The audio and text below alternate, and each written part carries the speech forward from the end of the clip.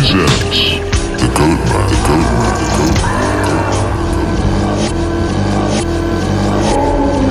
The only thing that kept him from ending it all was a superstitious belief that he would be born again into a more painful existence.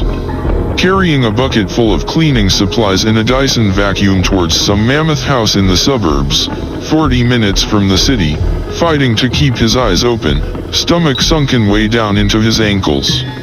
Now to exercise an ability, one of his best hidden talents, unlocking doors.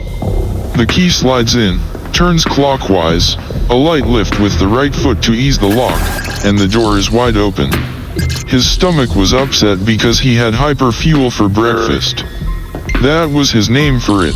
7-Eleven black coffee and a bag of hot fries, $3.45. It felt like battery acid on his esophagus, but it gave him a short-lived feeling of dedicated purpose and hyper-motivation to scrub the black tar shit off any toilet he came in contact with.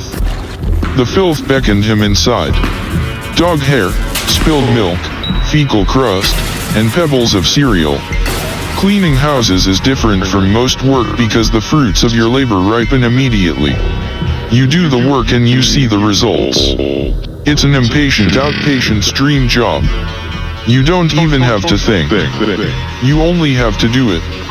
The results are always imperfect, but most clients don't complain.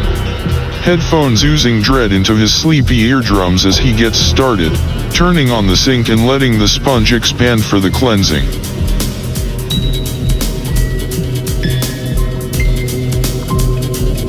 The results are always imperfect.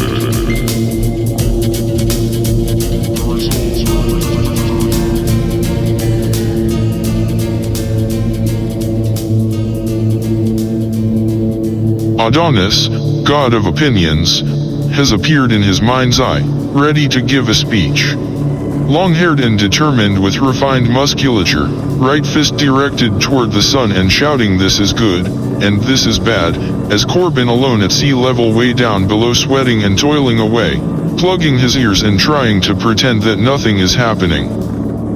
What do these wasted gods want from us peasants? If we all start swimming in their pool, surely they'll find a new watering hole and condemn the one we've come to share. Two birds attached by their talons and flying in opposite directions. An elephant and an ass playing tug of war. This is the ideal scenario for those depraved gods above. It was pleasant music before Adonis came along, and now, cell phone in hand, shuffling through artists, trying to find something that was good and not bad, but it all seems bad when Adonis is looking over your shoulder. The earbuds jerked out and down as he decided nothing was better than something, as far as music was concerned today.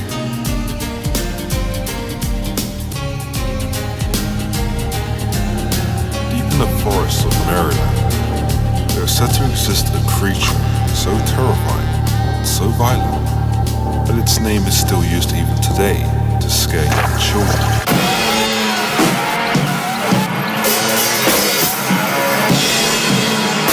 Trees swayed outside, and he was alone in the house he was cleaning. You could tell a lot about someone from their house, or could you? Maybe you couldn't. Maybe you could tell a lot about yourself from what you thought of the people who lived in the house you were cleaning. This one seemed to be owned by a Gen Xer turned therapist. Corbin imagined he kept his practice on the outskirts of the sprawl. A Bose satellite radio receiver always letting pavement, and slow dive, flow through the waiting room like soy milk.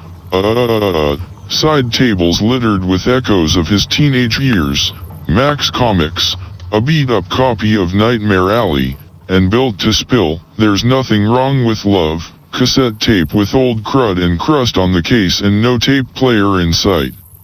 Clutter of old magazines and books, comic store action figures of the Hulk, Spawn, Ace Frehley. Most of the clientele see it as eccentric and mostly worthless. What would Adonis have to say about it? 3 hours of scrubbing, vacuuming, dusting, and the rest. He leaves the house in better shape than it was when he arrived. Back into the busted up car, timing belt screeching, and AM radio hissing. Onto the highway. Corbin's next job is at a place called Big O Remodeling, as in the big O that begins the word orgasm. It was a frat party of an office. Home remodeling was their business. Dusting and wiping orangutan fingerprints off the desks was Corbin's, sucking it all in through his eyes and tendrils.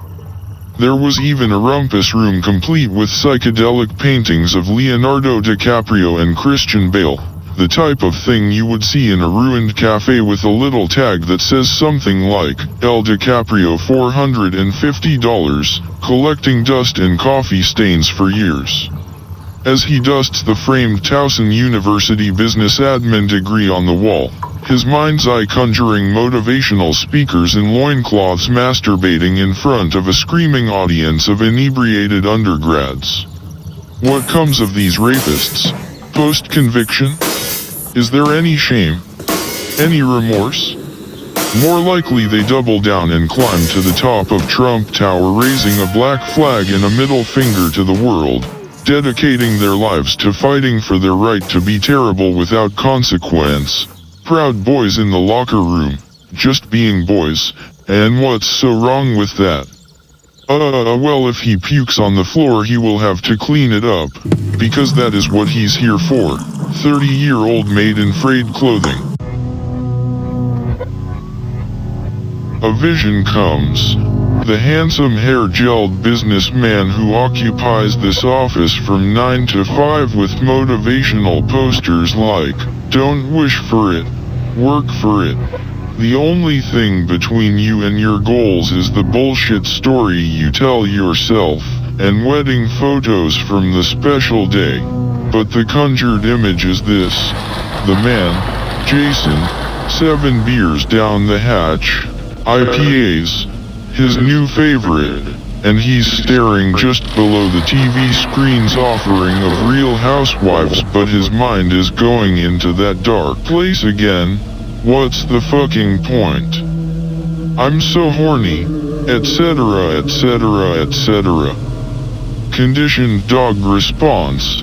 This is the bullshit story you tell yourself, Jason. Wife asleep on the couch after an entire bottle of Chardonnay to herself. Eyeliner smeared and frowning, and Jason beats his chest twice with his fist and looks heavenward. High on self-improvement and capitalism, he screams to himself, "I will achieve and rise above." His wife barely rolls over in response. Clean house, clean mind, clean office, clean work, clean. Lots of things came to mind when Corbin was cleaning. The mind was free to wander. Faces of friends who were so talented now drinking themselves into frowns at the bar, then drowning in nostalgia and I never made it big I am bullshit tears later when they got home. Weed-induced panic attacks, sitting on the floor of a filth-encrusted bathroom staring right back into the eyes of a cat that looks like it's really concerned about your mental health. That time at dinner when he was watching his stepdad chew steak with his mouth open, eyes as dull as an expired pencil and wife beater getting dribbled onto with pink water. Slow motion decline. Branches and leaves falling off in sequence until the tree was bare for winter. Is there a more shameful death than by impact driving down the highway with hot fries particles between your throat and your esophagus? Big Randy, god of hedonism, was conjured now, eyes cast in a searing medium well glare, and fire coming from his nostrils to scream, "I can think of something more shameful," followed by a bellowing full belly ha ha ha ha ha and nearly making him swerve off the road. 3:24 p.m. Don't be late. Jenny is really particular about when the cleaners arrive, and the speakers in his car are emitting unhallowed moans and whimpers of sexual release. The sky totally gray. Little white clouded droplets of semen are falling from the sky as Big Randy hoots and hollers somewhere above the roof of the car. People fucking in the streets all around him and scratching themselves to the point of bleeding. From outside someone screams for him to open the car door and let them in. He immediately rolls his window up and locks the doors. When he gets to the house, the storm has passed, but he can see Jenny in the front door of her house looking back and forth between her watch and Corbin. Go fuck yourself, he thinks to himself, but then out of the corner of his eye, Big Randy winks at him, gives the nod of approval, and Corbin takes it back, all inside his own mind of course.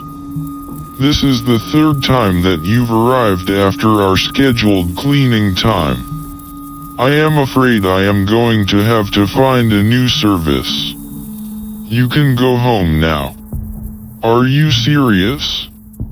Punishment in the form of, you can't clean my house. Actually, I just decided. Well, fine, Corbin thought. No verbal response warranted. He got back into his car and drove home as directed, but with Randy looming over him. One thing on his mind. When he gets home, it's going to be pornographic intake and skin scratching into bleeding, strained urination, and then depressive staring into the ceiling. Waking up, eating, sleeping, waking up, eating, sleeping, waking up, eating, sleeping for my whole life without a rest. I need a break from the hustle and bustle of my everyday life. So exhausting. He sat on the sweat-spotted and cum-stained couch eating Ben and Jerry's half-baked ice cream and looking at the pint container thinking, half-baked. Everything I've done in my life has been half-baked. Half-baked attempt at being a good person. Half-baked efforts to learn electronics. I live a half-baked life. Exhaling smoke and filling the room. Marijuana encouraged this sort of self-deprecating mind talk. There was a gathering tonight and Corbin really wanted to go. He knew he wouldn't know anyone there. It was one of those basement shows put on by a group of strangers.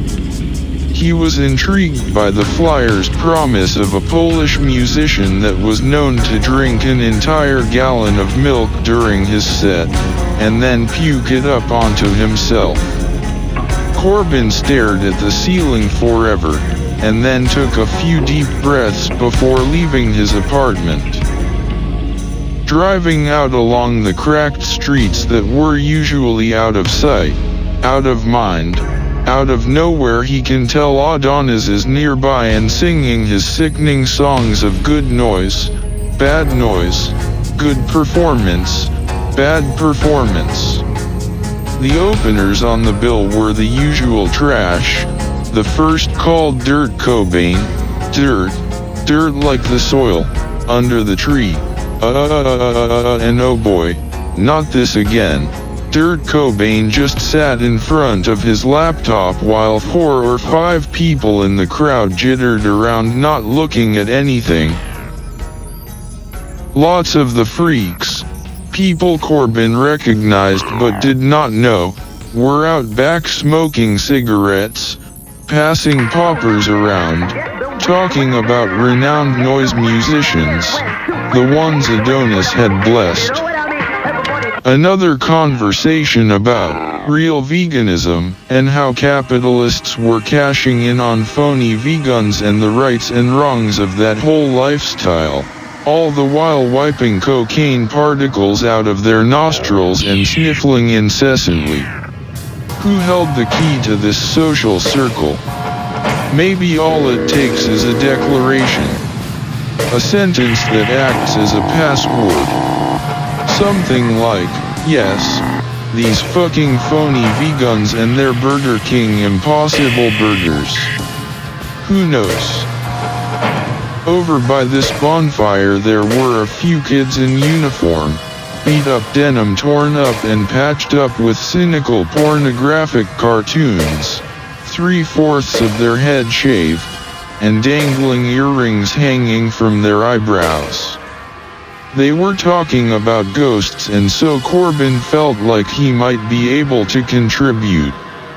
I was just brushing my teeth and I looked into the mirror and someone walked behind me, but there was nobody there and the door was closed and none of my roommates were home.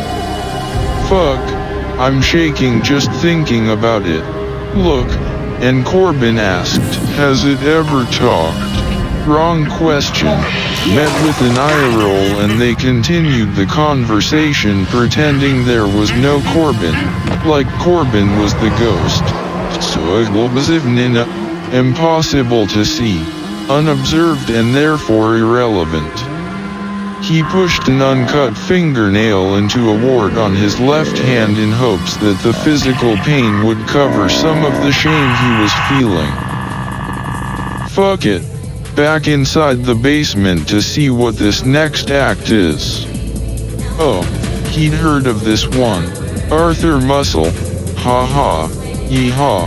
Another fun play on the name of another renowned musician. Okay, well, what's it like then? There was the initial trepidation. Guayao. Esta mujer toca música bonita, me encanta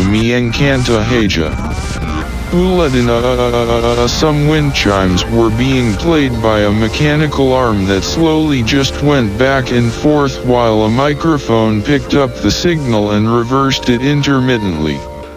It was a soothing effect, and then there were these percussive raindrop sounds in different tones that started out randomly but formed a steady beat underneath the chimes. And it took Corbin into another world when Muscle grabbed the microphone and started singing softly in a very soothing maternal sort of way. All was forgotten under the blanket of music. He stood in ecstasy for the remaining 20 minutes of the performance, and none of his entities troubled him or penetrated his consciousness at all. His mind stepped back 5,224 days into a memory. Zazatop Saasua you of house each furais. Lord, you a hack gayak fjolf j God no God. A party on the other side of the town where he grew up. There were 6 people there including himself. A boy named Brian's parents were out of town, and so they were drinking vodka and smoking marijuana in the backyard. There was a bonfire and it was a good autumn night in the suburbs. Corbin wasn't really talking to anyone because he was totally spooked. He couldn't stop thinking about how, an hour ago, Brian asked everyone what if I was Adolf Hitler. What would you do? Nobody really answered, and then, thank fuck, somebody changed the subject. There must have been a swarm of mosquitoes in the backyard because Corbin was bitten and itching all over. He slipped away from the fire and the others to the dimly lit house. The walls were moving around because he wasn't accustomed to drinking anything alcoholic, and he was taking a lot of shots from the plastic whiskey bottle. Shadows of the past and the future were swarming in on him. He took off his clothes in the bathroom of Brian's house, scratching himself neurotically the entire time. There was a family-size bottle of Skin So Soft lubricating oil in the bathroom. He squeezed the oil out in a thin stream and rubbed it all over his body from neck to toe. He stumbled out of the bathroom and looked around him, calibrating constantly. Brian and his friend Sam were carrying this girl who had passed out into the living room like she was a corpse. What is that smell? Corbin asked. giggling because it smelled like brown all through the house. She shit herself. Her friend is coming to pick her up. Brian said this solemnly and without any humor. Corbin's grin closed itself up and he stood alienated, naked, covered in oil, wishing someone would come and take him far away from this town.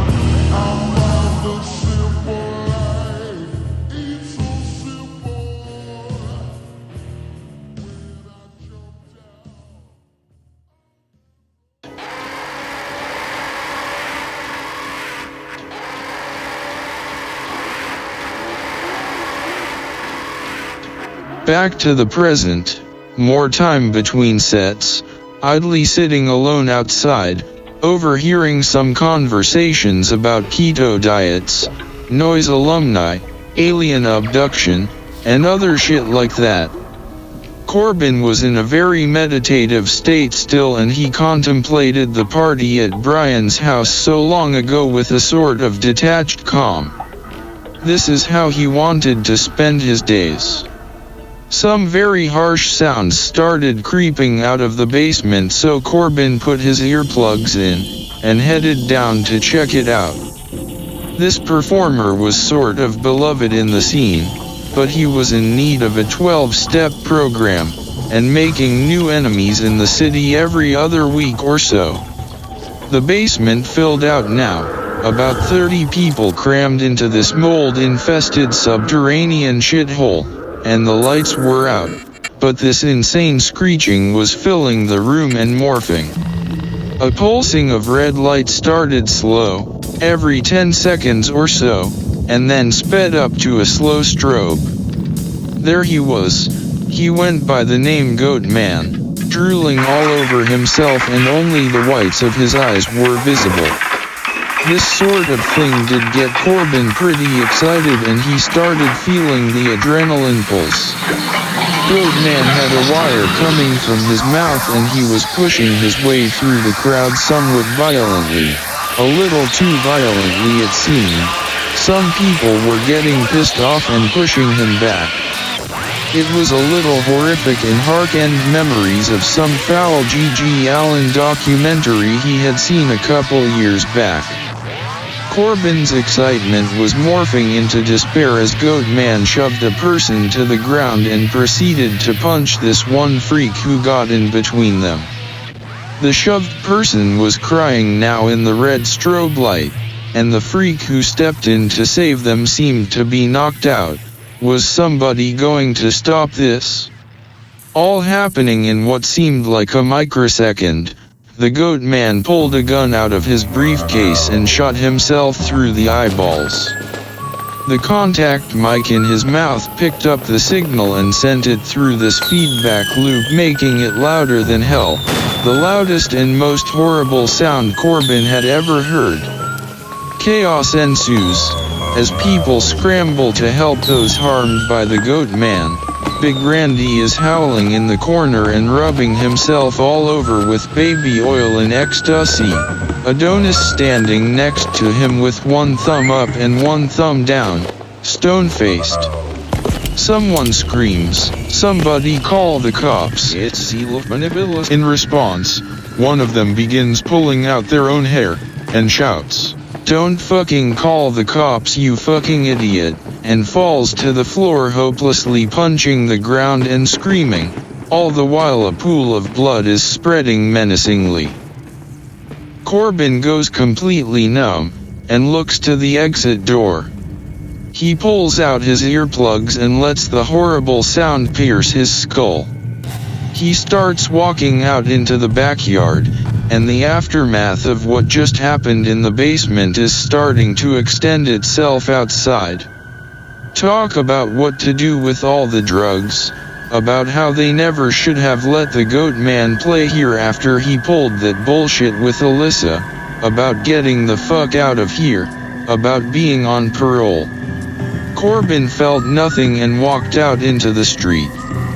The moon hung over him and flashing blue lights strode slowly above the street lights, indicating that this area was under surveillance. Walking past dilapidated buildings and strung-out attics, broken bottles, dead grass, and flat tires. Oh, what is this? Leaning forward and watching his feet pass in and out of frame. Something strange. Part of his body seemed to be fading into nothingness.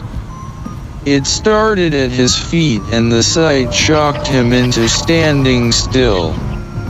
Watching as his feet and legs began to dissolve without any sensation.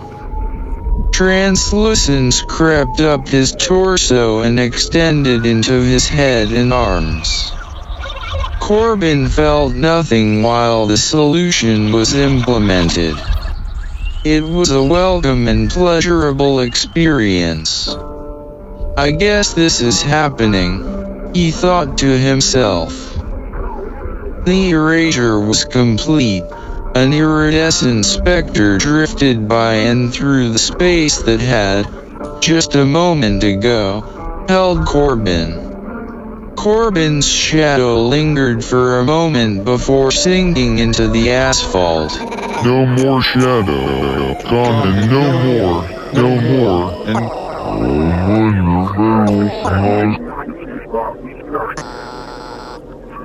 Thank you.